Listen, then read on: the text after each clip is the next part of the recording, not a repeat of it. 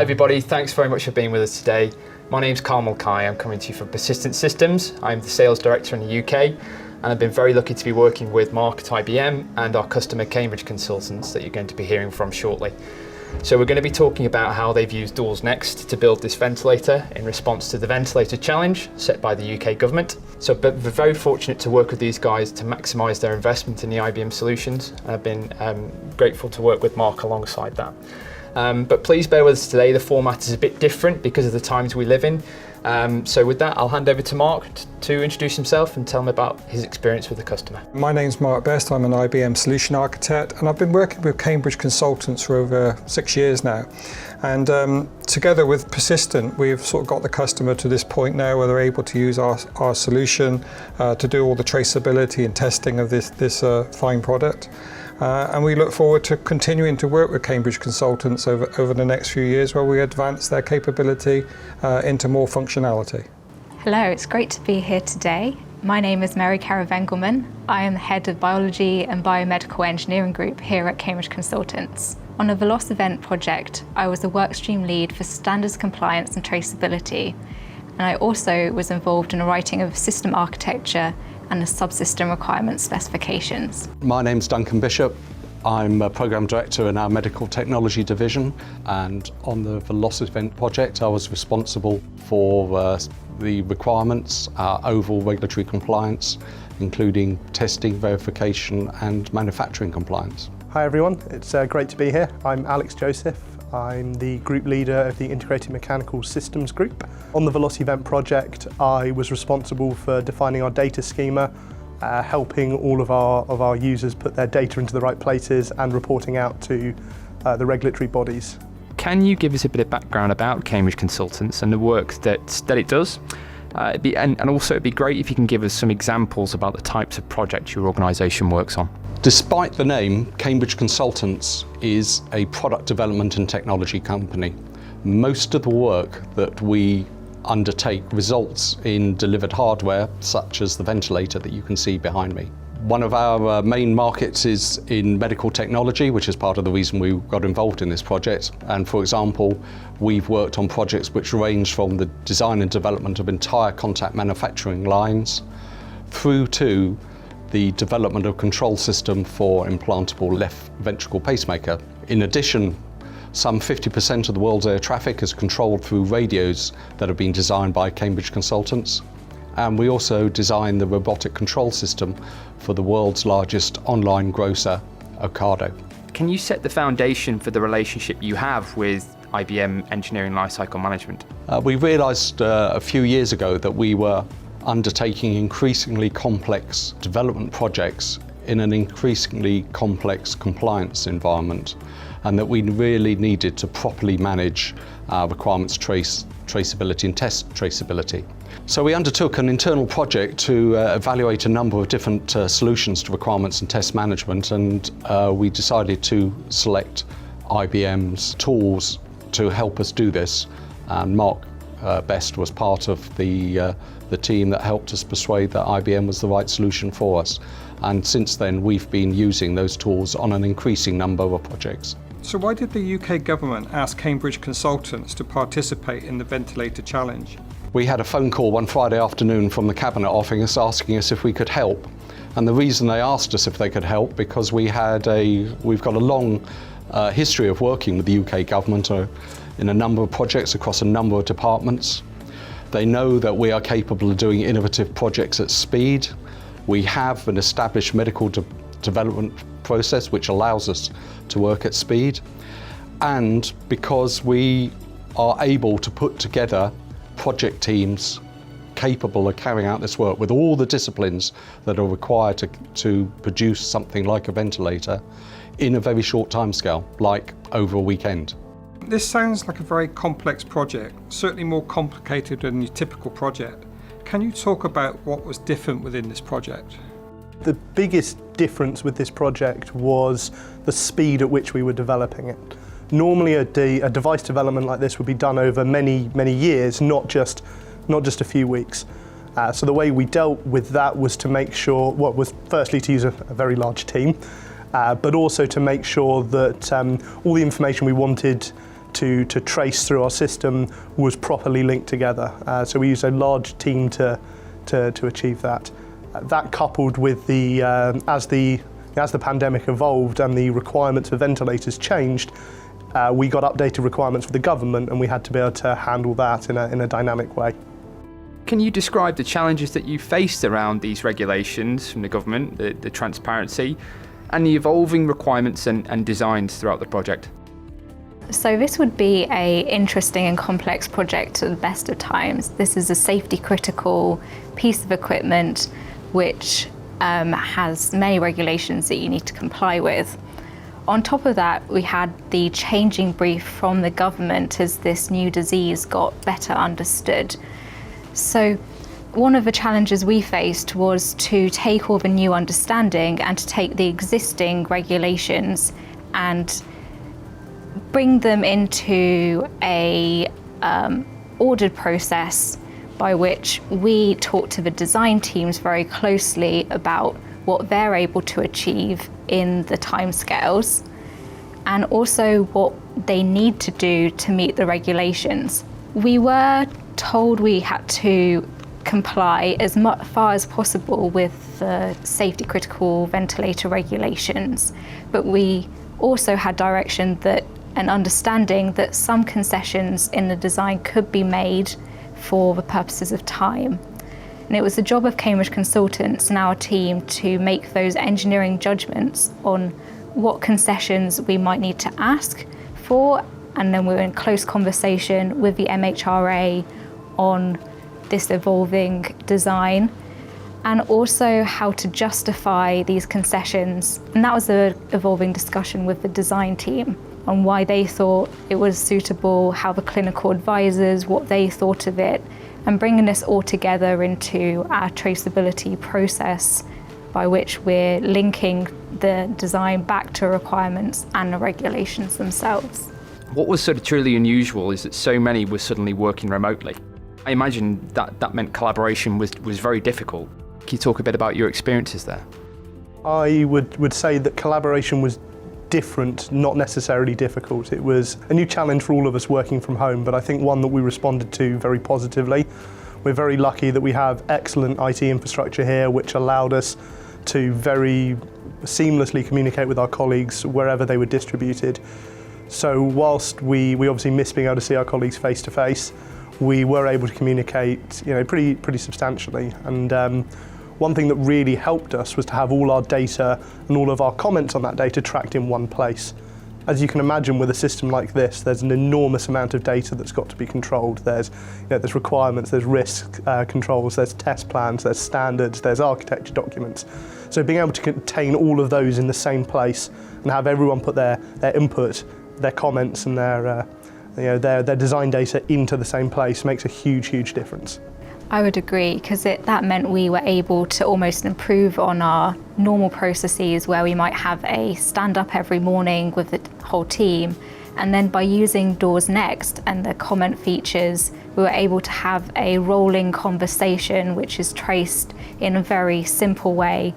So we didn't lose any of the valuable conversations and in fact enhanced upon it because we could keep track of where the actions were, tie them to specific requirements or artifacts within Doors Next, and then keep track of whether they were resolved or not. This was particularly relevant because there are a lot of people working on this project. So on our internal communications server, so we use Microsoft Teams, there's just hundreds and hundreds of messages from a huge team distributed all across the country, and being able to follow the information is really important. So when you've got so many messages coming through, sometimes an important piece of design data can be missed by someone who needs to see it. Whereas being able to add a comment and keep that tracked to the actual bit of data was very important. And another thing too is to remember that the design team was not just based in the Cambridge, UK. We were working quite literally around the clock, with the design being handed off from Singapore to the UK and then on to Boston on the east coast of the United States. So we had already in place processes and the tools for dealing with distributed design teams. How quickly were you able to introduce new people to the project? So I think there's two sides to that. There's introducing them to the tool set that we use if they haven't used it before, and there's introducing them to the data that we have in this particular project. So I can talk to the first point, and I think Mary will probably jump in for the second. So we were using Doors Next as our primary data source, as where all our requirements and our architecture information lived. We're very lucky that we already have a very good training course written for that Mary and I helped deliver. So we were able to very quickly respond to the project's need and run some very condensed training courses to get our distributed team members up to speed. And we actually found that delivering the training for a software tool remotely, my personal opinion, is actually easier, because everyone can see your screen, they can see where you're clicking, you can record the meeting, they can go back and follow it through later. So really it was arguably a more efficient process than it would have normally been, and we were able to get people on board very quickly. In terms of getting people on board with the project, that also happened very rapidly across our team. So in our team, it was really me, Alex, Sarah and Amma, the four of us, who would meet every single morning and discuss the regulations and what the tasks were for the day. And on top of that, we were also working closely with the designer and test teams who also had to go on doors. So communication was incredibly important, and a lot of that was managing the flow of information between us, the design teams, and the test teams, and the people handling the requirements directly. So we used Doors Next from the get-go. We didn't have any period of time where we went, oh, let's learn the tool and let's get up to speed on the project. What we ended up doing was learning on the job as the project was going on, and it was very rapid. How were you able to share aspects of this project with different stakeholders like the government? Sharing of information was done directly on Doors Next, and also via reports which we custom made to fit the needs of the project.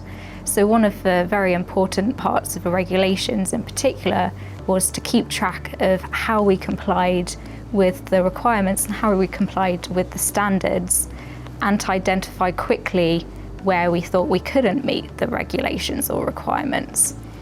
So we used Doors Next to create some new attributes for the data for concession required or requested and concession rationale.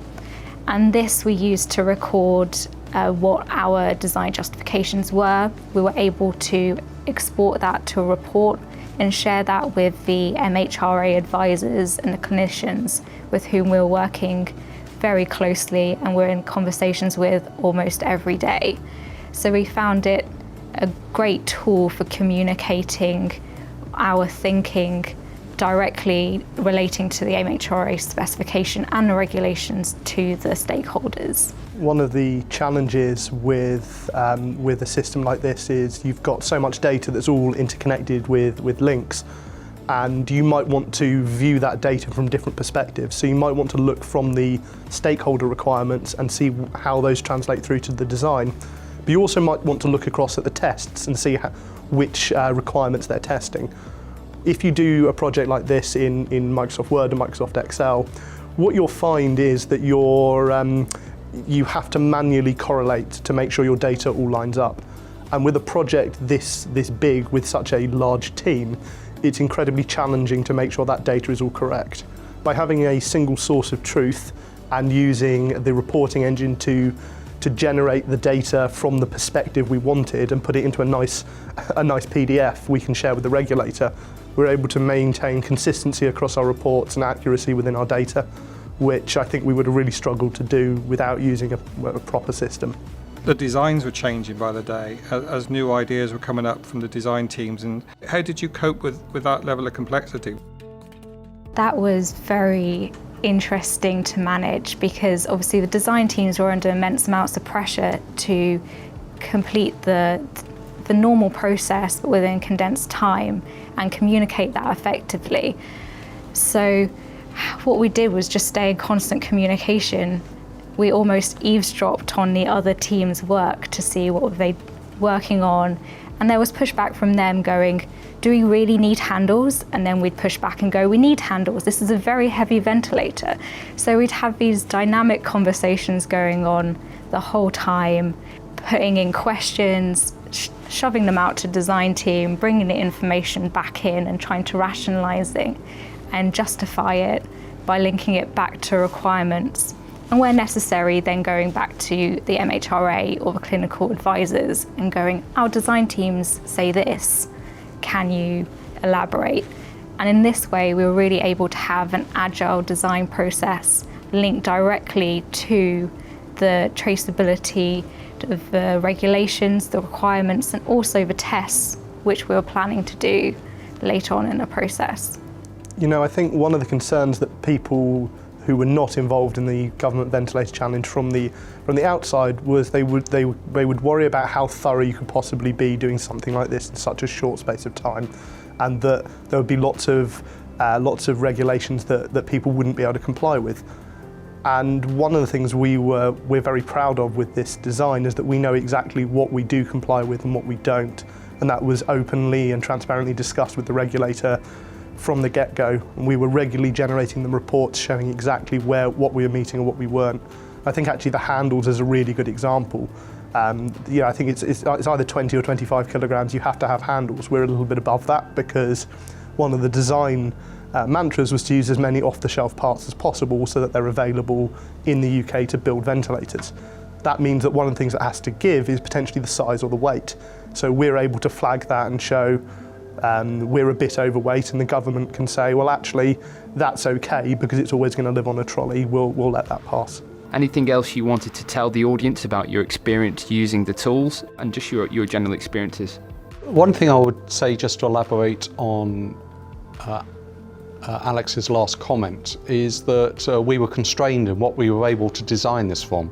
We couldn't use standard ventilator components because one of the other threads in the government's ventilator challenge was to ramp up the production of existing ventilators. And so the normal parts that you would design a ventilator from were not available from us. So we had to design a ventilator using non-ventilator parts, whilst at the same time, as Mary's explained, making sure that they make the safety critical requirements. Secondly, we followed our normal processes, and that's one of the reasons we were able to do it so quickly, is that we didn't invent anything, we just did what we normally do. We just did it faster using the tools that we normally use. But we normally work in a data-centric environment, and that might be quite obvious to a lot of people listening to this discussion. I go, well, yeah, so what? We all do that. We've been doing it for 30 years in aerospace at least.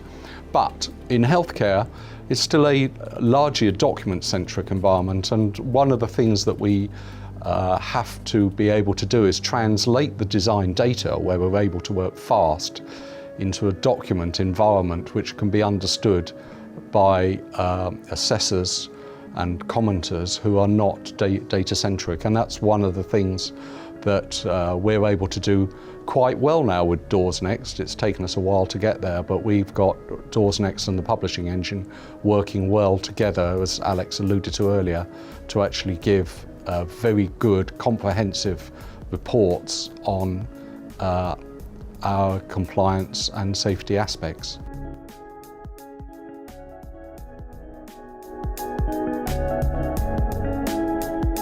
It took us 6 weeks to get to the production-ready design that you see behind us. And that is a ventilator which we would, that if push came to shove and I needed a ventilator, I'd rather I had that. So one thing that I'm actually surprised Duncan didn't say, because it's his favourite systems engineering catchphrase, is when you do systems engineering, you manage complexity by adding clarity.